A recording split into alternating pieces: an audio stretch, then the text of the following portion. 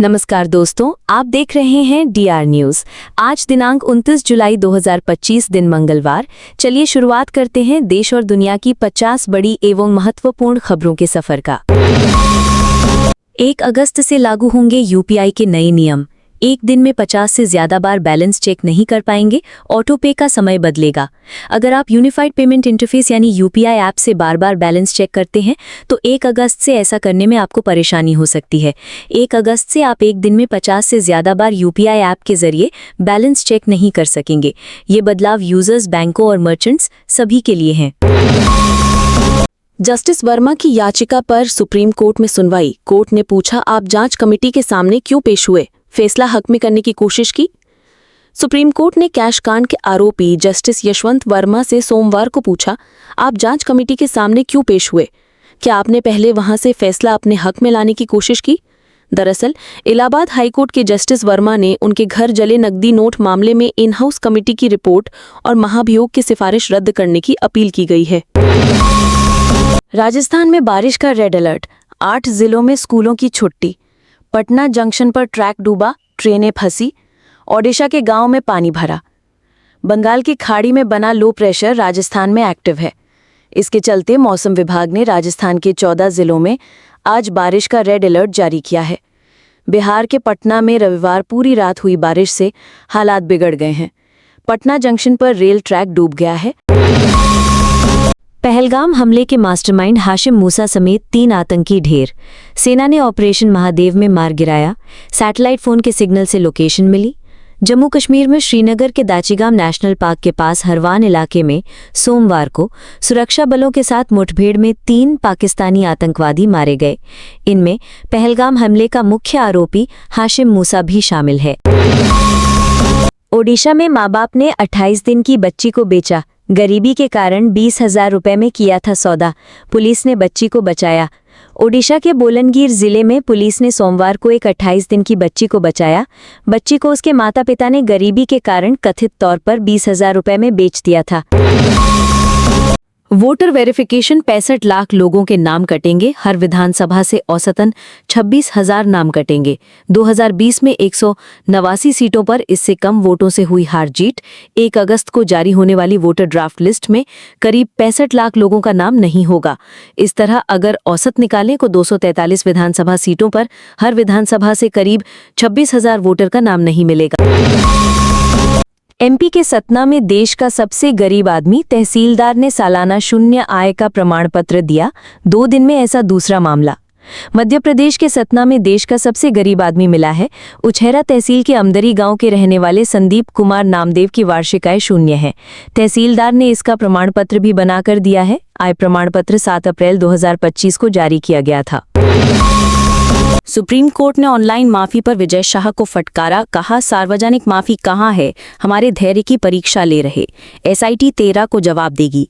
Operation सिंदूर की briefing करने वाली कर्नल सोफिया कुरैशी पर टिप्पणी को लेकर भाजपा मंत्री विजय शाह की ऑनलाइन माफी पर सुप्रीम कोर्ट ने फटकार लगाई है। सुप्रीम कोर्ट में सोमवार को जस्टिस सूर्यकांत और जॉय माल्या बागची की बेंच ने शाह के मामले में सुनवाई की। जयशंकर बोले, भारत पाक सीज फायर में अमेरिका का रोल नहीं। मोदी ट्रंप में बात नहीं हुई थी। हमने पाकिस्तान का असली चेहरा उजागर किया। भारतीय विदेश मंत्री एस जयशंकर ने सोमवार को लोकसभा में 22 अप्रैल को जम्मू कश्मीर के पहलगाम में हुए आतंकी हमले और ऑपरेशन सिंदूर पर बयान दिया। उन्होंने कहा कि हमने दुनिया में पाकिस्तान के आतंकी इतिहास को उजागर किया। गांगुली बोले, खेल जरूरी लेकिन आतंक नहीं। एशिया कप में आमने सामने होंगे भारत पाकिस्तान। यूएई में होगा टूर्नामेंट।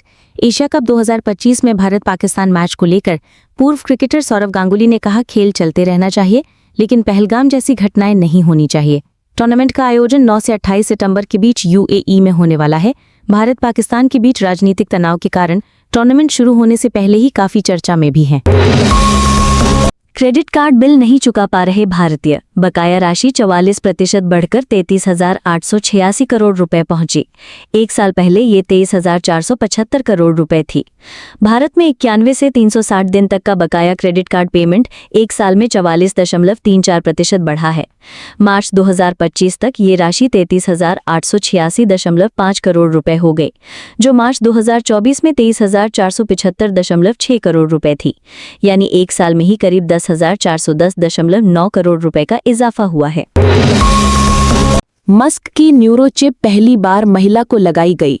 20 साल से पैरालाइज्ड ऑड्रे क्रूज ने सिर्फ सोचकर लैपटॉप पर अपना नाम लिखा, तस्वीरें बनाई। 20 साल से paralysed Audrey cruise Neuralink brain implant के जरिए कंप्यूटर कंट्रोल करने वाली दुनिया की पहली महिला बन गई हैं। ऑड्रे क्रूज ने न्यूरालिंक चिप की मदद से मेंटल कमांड्स यानी दिमागी निर्देश देकर पहली बार लैपटॉप पर अपना नाम लिखा और कुछ डूडल्स यानी तस्वीरें बनाई, जिसकी कुछ फोटोज ऑड्रे क्रूज के सोशल मीडिया प्लेटफॉर्म एक्स से शेयर की गई हैं। गांधीनगर में देश का सबसे बड़ा डिजिटल अरेस्ट। डॉक्टर को 3 महीने अरेस्ट कर 19.24 करोड़ रुपए वसूले। महिला ने पैसे चुकाने गोल्ड लोन तक लिया। मोबाइल पर हुई बातचीत गांधीनगर की एक सीनियर महिला डॉक्टर और साइबर फ्रॉड के बीच के हैं। ठगी का ये सिलसिला मार्च महीने में शुरू हुआ था। इस तरह महिला डॉक्टर ने 3 महीने में 19 करोड़ 24 लाख रुपए गंवा दिए और तब जाकर पता चला कि वो एक साइबर स्कैम का शिकार हो गई हैं।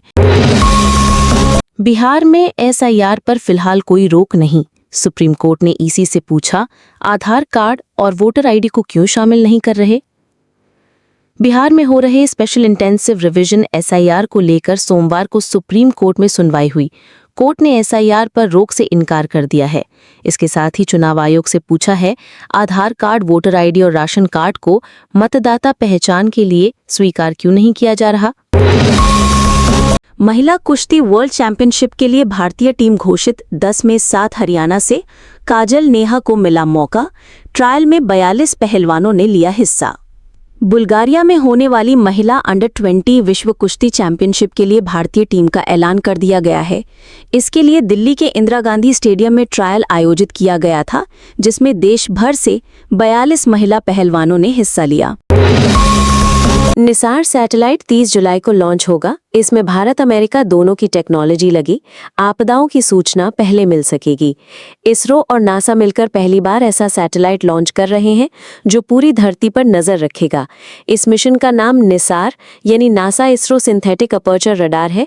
इसे 30 जुलाई को शाम 5:40 पर आंध्र प्रदेश के श्रीहरिकोटा स्थित सतीश धवन अंतरिक्ष केंद्र से लॉन्च किया जाएगा। पंजाब, मान सरकार का फैसला, अब मोहल्ला क्लिनिक में मिलेगा कुत्ते के काटने पर मुफ्त इलाज। पंजाब में अब कुत्तों के काटने जैसी आपात स्थिति से निपटने के लिए भगवंत मान सरकार ने मोहल्ला क्लिनिकों में एंटी रेबीज इंजेक्शन मुफ्त में लगाने की सुविधा देने का ऐलान किया है। ये सुविधा पहले जिला या उपमंडल स्तर के अस्पतालों में थी, लेकिन अब मोहल्ला क्लिनिकों को इस स्तर तक मजबूत किया गया है कि वहां इमरजेंसी हालात का भी इलाज संभव हो सके। अमित शाह के बयान के बीच विपक्ष का हंगामा। शाह ने लताड़ा, बोले आप लोग 20 साल तक उस तरफ ही बैठे रहेंगे।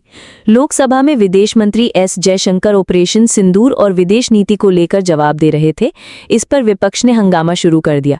विपक्ष के हंगामे के बीच गृह मंत्री अमित शाह खड़े हुए। उन्होंने कहा कि विपक्ष को विदेश मंत्री पर नहीं, किसी और देश यानी पाकिस्तान पर भरोसा है। अर्थक्वेक, सरकार के पास नहीं है उत्तराखंड, दिल्ली और एनसीआर में 8+ तीव्रता वाले भूकंप के प्रभाव का अध्ययन। आरटीआई में पूछा गया कि यदि उत्तराखंड और दिल्ली एनसीआर में 8+ तीव्रता का भूकंप आता है तो उससे जान माल की क्षति के संदर्भ में उसके प्रभाव का पता लगाने के लिए क्या कोई अध्ययन किया गया है। एनडीएमए ने बताया, उत्तराखंड या दिल्ली एनसीआर क्षेत्र में 8.0 या उससे अधिक तीव्रता वाले भूकंप के संभावित प्रभाव का आंकलन करने के लिए कोई समर्पित अध्ययन नहीं किया गया है। इंडियन रेलवेज, लोग एक ही ट्रेन से कर सकेंगे अमरनाथ और वैष्णो देवी के दर्शन। 600 रुपये किराया, ये होगा रूट। रेल मंत्रालय के अनुसार यात्रियों को सुविधा देने के लिए अमरनाथ यात्रा स्पेशल गाड़ी संख्या 01707/01708 जबलपुर से श्री वैष्णो देवी धाम कटरा अमरनाथ यात्रा स्पेशल चलाई जा रही है। ये गाड़ी जबलपुर से 4 अगस्त और 11 अगस्त को और श्री वैष्णो देवी धाम कटरा से 5 अगस्त और 12 अगस्त को 2-2 फेरे लगाएगी। ये विशेष ट्रेन मध्य प्रदेश के अलावा उत्तर प्रदेश के भी तमाम बड़े शहरों में रुकेगी। मतदाता सूची पुनरीक्षण में लोगों का उत्पीड़न न किया जाए, ममता बनर्जी का अधिकारियों को निर्देश। बंगाल की सीएम ममता बनर्जी ने कहा कि उनके यानी भाजपा द्वारा न सिर्फ धार्मिक अल्पसंख्यकों को ही निशाना नहीं बनाया जा रहा, बल्कि गरीबों पिछड़ा वर्ग के लोगों को भी निशाने पर लिया जा रहा है।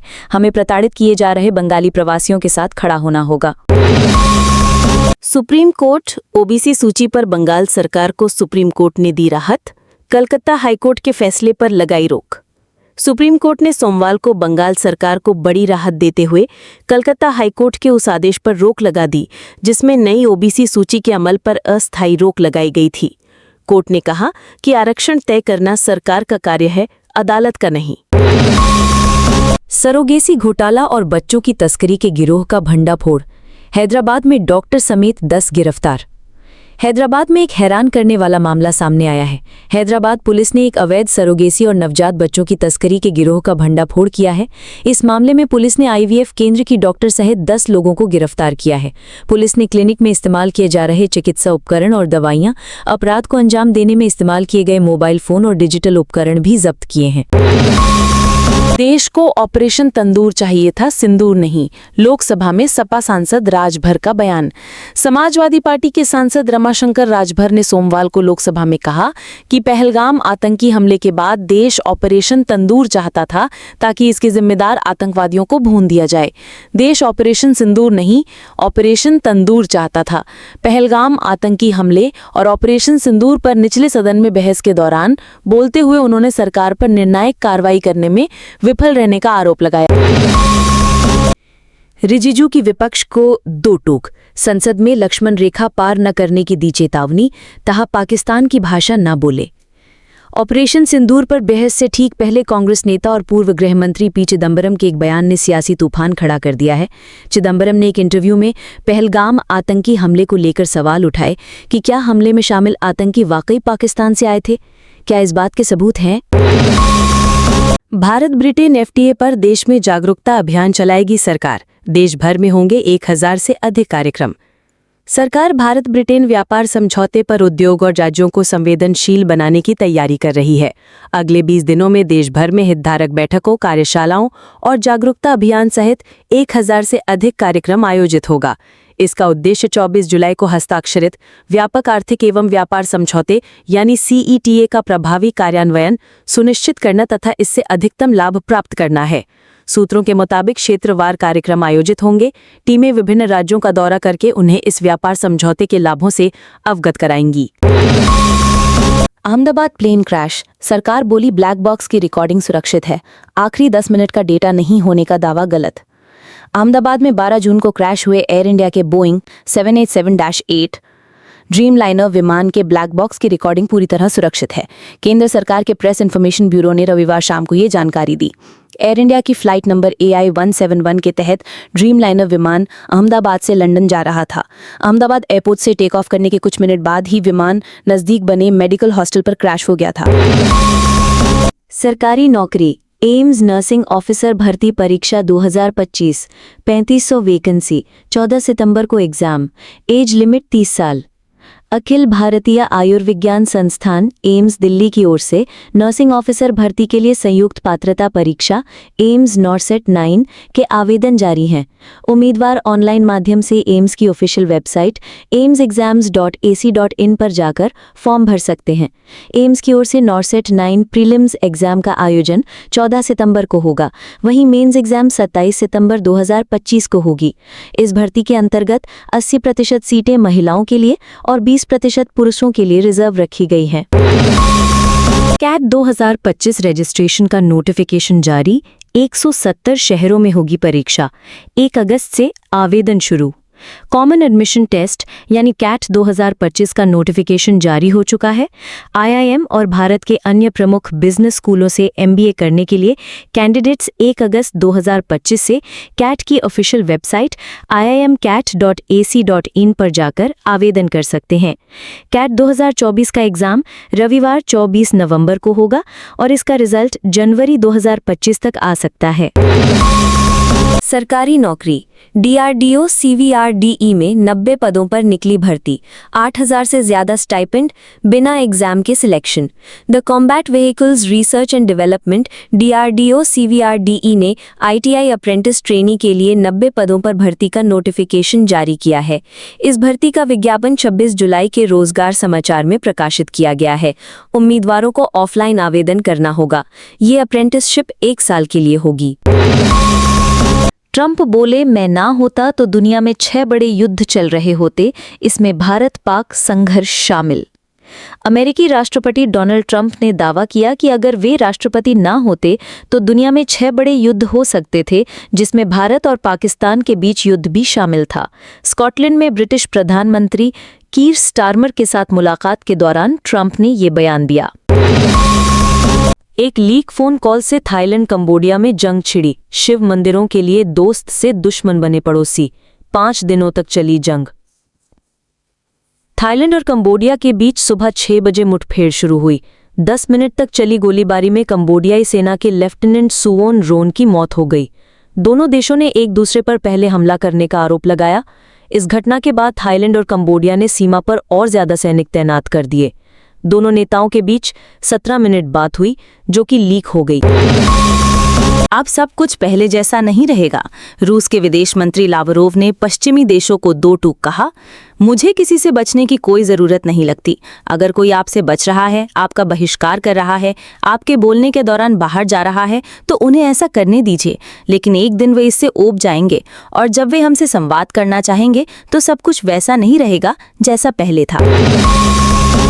चीन में महिलाओं से संबंध रखने पर महंत बर्खास्त। शाओलिन मंदिर के प्रमुख पर कई बच्चे पैदा करने का आरोप, बौद्ध संघ ने मान्यता रद्द की। चीन के मशहूर शाओलिन मंदिर के प्रमुख महंत शी योंगसिन को बर्खास्त कर दिया गया है। उन पर मंदिर की संपत्ति और फंड के गबन, कई महिलाओं से अवैध संबंध रखने और नाजायज बच्चों के पिता होने जैसे संगीन आरोप लगे हैं।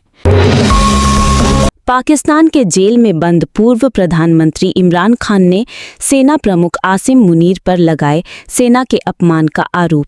कहा, सत्ता के लिए राष्ट्र की बलि दे रहे हैं।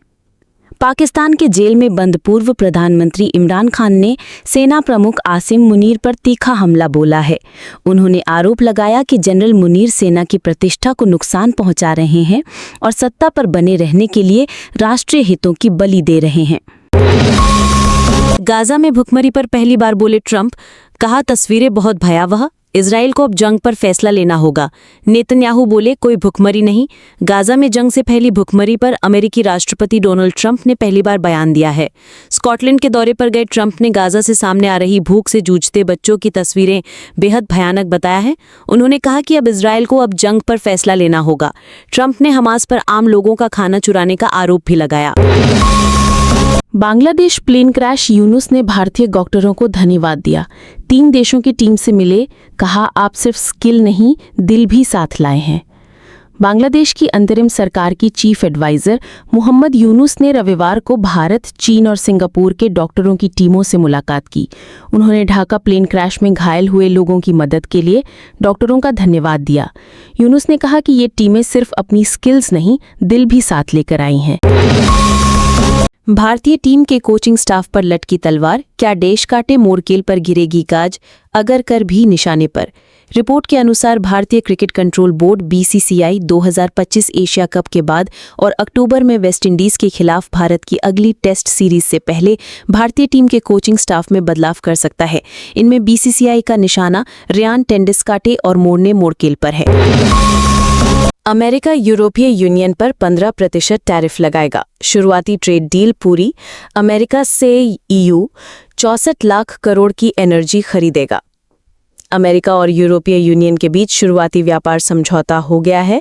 अमेरिका समझौते के तहत ईयू से आने वाले ज्यादातर सामानों पर 15% का बेस टैरिफ लगाएगा। इसमें कारें, दवाएं और इलेक्ट्रॉनिक सामान शामिल है।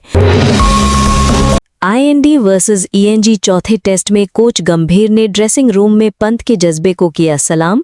बीसीसीआई ने शेयर किया वीडियो। शुभमन गिल, रविंद्र जडेजा और वॉशिंगटन सुंदर के शतकों की बदौलत भारत ने मैनचेस्टर में खेले गए चौथे टेस्ट को ड्रॉ करा लिया। हालांकि इसकी नींव पहली पारी में ऋषभ पंत ने रखी थी। वो पैर की टूटी अंगुली के साथ बल्लेबाजी के लिए आए थे और अर्धशतक बनाकर पवेलियन लौटे थे। उनके जज्बे को हर किसी ने सलाम किया था।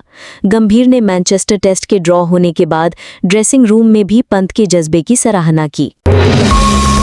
चिदंबरम बोले, कैसे पता चला कि पहलगाम आतंकी पाकिस्तान से आए? एनआईए के पास इसका क्या सबूत है? हमलावर देश के भी तो हो सकते हैं।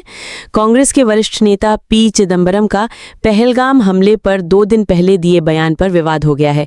उन्होंने कहा था कि कैसे पता कि आतंकी पाकिस्तान से आए थे। कांग्रेस के पूर्व वित्त मंत्री का ये बयान संसद में पहलगाम आतंकी हमले और ऑपरेशन सिंदूर पर सदन में चर्चा के कुछ घंटे पहले आया। सावन का तीसरा सोमवार, उज्जैन में निकली सवारी। चंद्रमौलेश्वर स्वरूप में दर्शन देने निकले महाकाल। काशी में भक्तों की 3 किलोमीटर लंबी कतारें। सावन का तीसरा सोमवार है। पहले और दूसरे सोमवार की ही तरह देश के सभी शिव मंदिरों पर भक्तों की लंबी कतारें लगी हैं। मध्य प्रदेश के उज्जैन में महाकालेश्वर मंदिर के पट रात 3:30 बजे खोले गए। सुबह भस्मारती की गई। यूपी में बाराबंकी के अवसानेश्वर मंदिर में भगदड़, 2 की मौत। जलाभिषेक के दौरान करंट फैलने से हादसा, 29 घायल। यूपी में बाराबंकी के अवसानेश्वर महादेव मंदिर में सावन के तीसरे सोमवार को भगदड़ मच गई। हादसे में 2 श्रद्धालुओं की मौके पर ही मौत हो गई। 29 लोग घायल हैं, जिनमें महिलाएं और बच्चे भी शामिल हैं। बताया जा रहा है कि रविवार रात 2:30 बजे जलाभिषेक के दौरान मंदिर परिसर में अचानक करंट फैलने से हादसा हुआ। एसजीपीसी ने उठाई बंदी सिंहों की रिहाई की मांग। राजस्थान में सिख छात्रा के साथ भेदभाव का विरोध। कहा, करतारपुर कॉरिडोर की फीस खत्म करें। शिरोमणि गुरुद्वारा प्रबंधक कमेटी एसजीपीसी की अंतरिम समिति की एक महत्वपूर्ण बैठक आज अमृतसर स्थित मुख्यालय तेजा सिंह समुद्री हॉल में आयोजित हुई। बैठक के बाद एसजीपीसी अध्यक्ष एडवोकेट हरजिंदर सिंह धामी ने पत्रकारों से बातचीत के दौरान राजस्थान में बीते दिन हुई घटना की निंदा की है। पटना में कुत्ते का आवासीय प्रमाण पत्र जारी। पिता का नाम कुत्ता बाबू, मां का नाम कुतिया देवी लिखा। डीएम ने दिए जांच के आदेश। पटना के मसौढ़ी में एक कुत्ते के नाम पर आवासीय प्रमाण पत्र जारी कर दिया गया है। मामला सामने आने के बाद पटना के वरिष्ठ अधिकारियों में हड़कंप मच गया है। सर्टिफिकेट में नाम डॉग बाबू लिखा है, पिता का नाम कुत्ता बाबू और मां का नाम कुतिया देवी लिखा है। जालंधर अस्पताल के आईसीयू में ऑक्सीजन सप्लाई रुकी, 3 की मौत। डायरेक्टर बोले, छुट्टी पर था ऑपरेटर, 25 मिनट तक बाधित रही सप्लाई। जालंधर सिविल अस्पताल के ट्रॉमा सेंटर में रविवार रात उस समय हड़कंप मच गया जब आईसीयू में भर्ती मरीजों की ऑक्सीजन सप्लाई 2 मिनट के लिए बाधित हो गई।